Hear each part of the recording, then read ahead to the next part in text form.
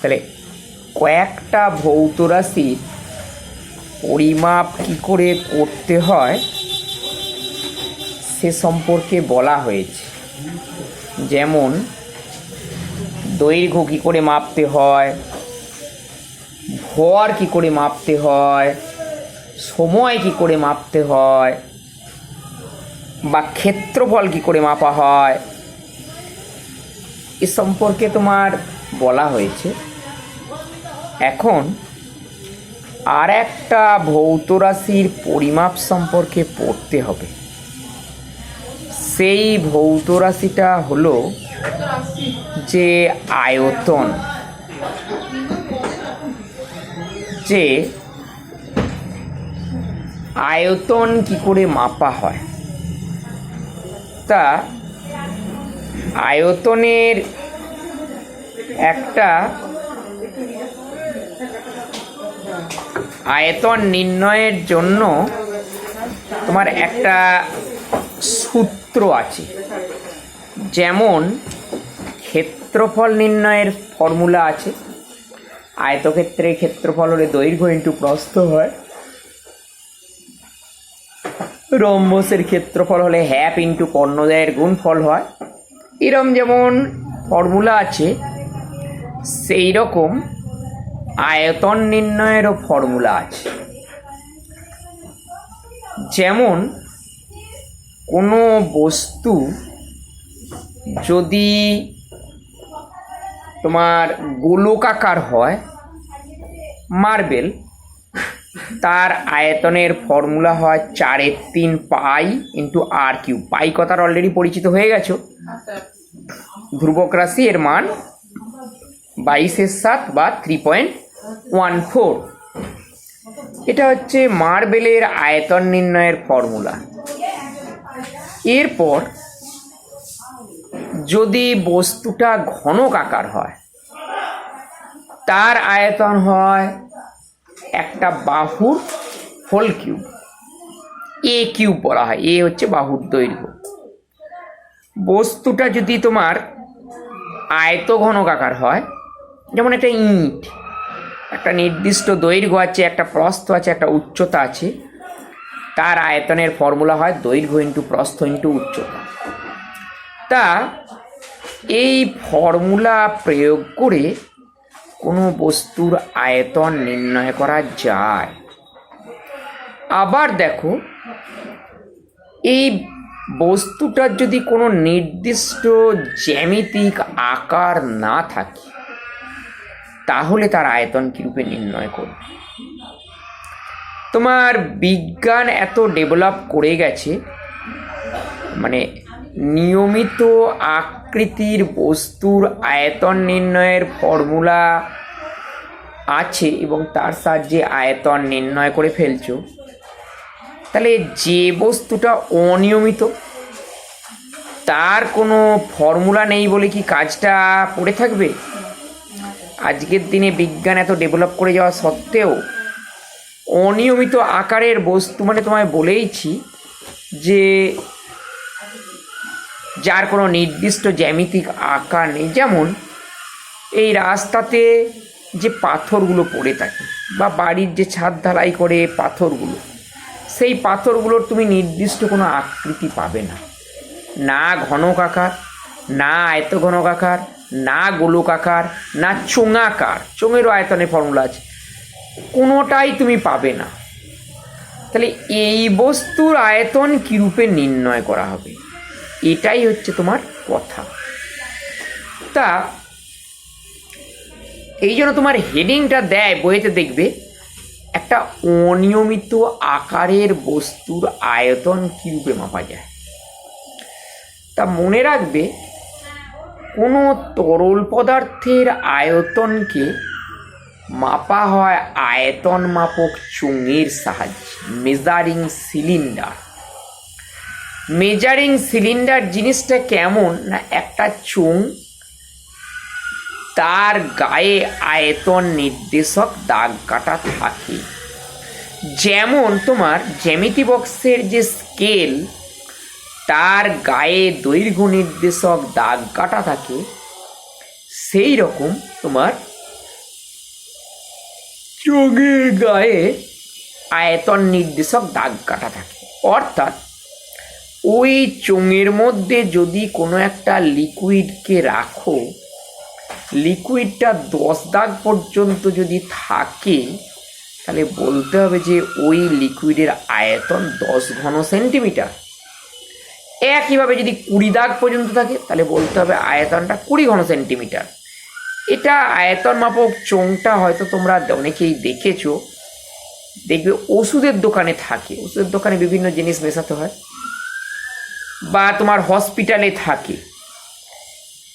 এমনকি ইঞ্জেকশন যেগুলো হয় দেখবে একটু বড় ফাইল, তার গায়ে আয়তন নির্দেশক দাগ কাটা থাকে। হয়তো তোমাকে দিতে হবে 10 ml, 30 ml ফাইল কিনেছো, 30 ml কিনলে দাম কম হবে একটু, 10 ml কিনলে যা হবে, একটা 10 ml এর ফাইল 3টে কিনলে যা হবে, 30 ml ফাইলের দাম তার থেকে বেশ কিছুটা কম, সেই জন্য অনেকে বড় ফাইল কিনে নেয়। তা সেই জন্য তোমার ওর গায়ে আয়তন নির্দেশক দাগ কাটা থাকে। ওইখান থেকে তোমার 10 ml এর যে দাগ, 10 ml সেখান থেকে বের করে নিল। কথাটা বুঝতে পারলে? বা ইঞ্জেকশনের যে সিরিঞ্জ, সেখানেও দাগ কাটা থাকে দেখবে। ইঞ্জেকশনের সিরিঞ্জের গায়ে যদি 10 ml 10 দাগ পর্যন্ত তুমি যদি ওই লিকুইডটাকে টেনে নাও,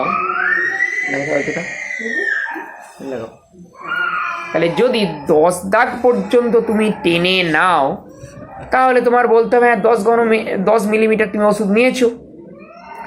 তা এই হচ্ছে তোমার আয়তন মাপক চোঙ। তাহলে এই চোঙের সাহায্যে, তা এতক্ষণ যেটা বললাম লিকুইডের আয়তন মাপা হয়, কিন্তু আমাদের মাপতে হবে অনিয়মিত আকারের বস্তুর আয়তন। তাহলে অনিয়মিত বস্তুর আকার মানে টেরাবেকা শেপের বস্তু, যার কোনো নির্দিষ্ট জ্যামিতিক আকার নেই, সেই রকম বস্তুকে তোমার প্রথমে ওই চোঙটার মধ্যে, বস্তুটাকে না, চোঙের মধ্যে কিছুটা তরল পদার্থকে নিয়ে নেওয়া হয়। অর্থাৎ যে চোঙের মধ্যে অনিয়মিত আকারের বস্তুর আয়তন মাপতে হবে, সেই চোঙের মধ্যে প্রথমে কিছুটা লিকুইড নেওয়া হয়। সেই লিকুইডের মাপ ধরো তুমি প্রথমে 10 মিলিলিটারই নিয়েছো, 10 মিলিলিটার লিকুইড নিয়েছো। এবার আচ্ছা, এই লিকুইডটা এমন লিকুইড হতে হবে যেন ওই লিকুইডের মধ্যেতেই অনিয়মিত আকারের বস্তু, যার তুমি আয়তন মাপতে যাচ্ছ, সেটা যেন দ্রবীভূত না হয়। যেমন তুমি যদি 1 খণ্ড নুনের টুকরোর আয়তন মাপতে চাও, তাহলে জল নিলে হবে না, সেক্ষেত্রে কেরোসিন তেল বা সরষের তেল নিতে হবে। কিন্তু যদি পাথরের টুকরোর আয়তন মাপতে চাও, সেক্ষেত্রে জল নিতে পারো, কারণ পাথর টুকরোটা জলে দ্রবীভূত হয় না। সুতরাং যে বস্তুটার আয়তন মাপতে হবে, সেই বস্তুটা দ্রবীভূত হয় না এমন একটা তরল পদার্থকে ওই আয়তন মাপক চোঙের মধ্যেতে নেওয়া হয়। এরপর ধরা যাক ওই আয়তন তোমায় বললাম 10 ঘন সেন্টিমিটার। এরপর ওই অনিয়মিত আকারের বস্তুটাকে ওই তরল পদার্থের মধ্যে সাবধানে এমনভাবে স্থানান্তরিত করা হয় যেন কোনো তরল উপচে না পড়ে বা চলকে না পড়ে, লাফিয়ে যেন না ওঠে, ধীরে ধীরে তোমায় নিমজ্জিত করতে হবে। ধরা যাক বস্তুটা নিমজ্জিত করার পর তরল তলের আয়তন তার একটু বেড়ে যাবে। ধরা যাক এই আয়তন হলো 15 ঘন সেন্টিমিটার, তাহলে বস্তুটার আয়তন কত হবে? 5 ঘন সেন্টিমিটার। এইভাবে মাপা হয়। তা তোমাকে যখন পরীক্ষায় লিখতে দেবে, তখন কিন্তু 10, 15 এরকম সংখ্যা দিয়ে লিখলে হবে না। তাহলে তোমাকে কি বলতে হবে না, তরল পদার্থটার বস্তুটা দ্রবীভূত হবে না বা রাসায়নিক বিক্রিয়া করবে না এমন একটা তরল পদার্থকে মাপুনি চোঙের মধ্যে প্রথমে নেওয়া হয়। ধরা যাক এই আয়তন হলো V1 ঘন সেন্টিমিটার, অ্যালজেব্রিক নোটেশন দিতে হবে। এরপর অনিয়মিত আকারের বস্তুটাকে সাবধানে ধীরে ধীরে তরলের মধ্যেতে নিমজ্জিত করা হলো। ধরা যাক এই আয়তন হচ্ছে V2 ঘন সেন্টিমিটার। নিমজ্জিত করার পর তরল তলে আয়তন হলো V2 ঘন সেন্টিমিটার। সুতরাং অনিয়মিত বস্তুর আয়তন হবে V2 মাইনাস V1 ঘন সেন্টিমিটার। বুঝতে পারলে না পারলে না? এইভাবে অনিয়মিত আকারের বস্তুর আয়তনকে নির্ণয় করা হয়। কথাটা বুঝতে পারলে না পারলে না? ঠিক আছে। তা এখন তোমার এরপর এটাকে একটু এক্সটেন্ড করে দেয় যে বস্তুর ঘনত্ব কি করে মাপবে। তাহলে ঘনত্ব কি করে মাপবে? অনিয়মিত আকারের বস্তুর আয়তন মাপা হলো। এরপর কি করতে হবে? তুলাযন্ত্রের সাহায্যে বস্তুর ভর মাপতে হবে। ধরা যাক সেই ভর হলো m গ্রাম। সুতরাং বস্তুর ঘনত্ব হবে m/V2 মাইনাস V1 গ্রাম পার সিসি। ঠিক আছে। তাহলে এইভাবে তোমার বস্তুর ঘনত্ব নির্ণয় করা হয়। তাহলে এরপর তোমাকে এইটা কি আবার প্রশ্ন এভাবেও দেয় যে মাপনী চোঙের সাহায্যে কি রূপে 1 ফোঁটা জলের আয়তন নির্ণয় করবে। 1 ফোঁটা জলের আয়তন কি রূপে নির্ণয় করবে? একটা চোঙের মধ্যে ফোঁটা ফোঁটা করে জল ফেলা হলো। জল ফেলে কি হবে? 1 ফোঁটা জল তোমার তো চোঙের মধ্যে একবার তলায় থেকে যাবে, তুমি তো আয়তন বুঝতেই পারবে না। ওই জন্য নিয়ম হচ্ছে এরকম নয়, 100 ফোঁটা জল ফেলা হলো চোঙের মধ্যে, 100 ফোঁটা জল ফেলা হলো। ধরা যাক ওই 100 ফোঁটা জলের আয়তন হলো VCC। সুতরাং 1 ফোঁটা জলের আয়তন হবে V/100 সিসি। এইভাবে তোমার 1 ফোঁটা জলের আয়তন নির্ণয় করা হয়। আবার বলে যে একটা কল থেকে জল পড়ছে, কি হারে জল পড়ছে তুমি কি রূপে পরিমাপ করবে? তাহলে কি কল থেকে টি সেকেন্ডে জল কত, টি সেকেন্ডে এরকম বলবে না যে কলের নিচে মাপনী চোঙটাকে রাখা হলো, টি সেকেন্ড সময় ধরে জল মাপনী চোঙের মধ্যে নেওয়া হলো। ধরা যাক টি সেকেন্ডে জল যেটা মাপনী চোঙের মধ্যে প্রবেশ করলো তার আয়তন হচ্ছে VCC। সুতরাং 1 সেকেন্ডে তাহলে জল কত পড়বে? V/TCC।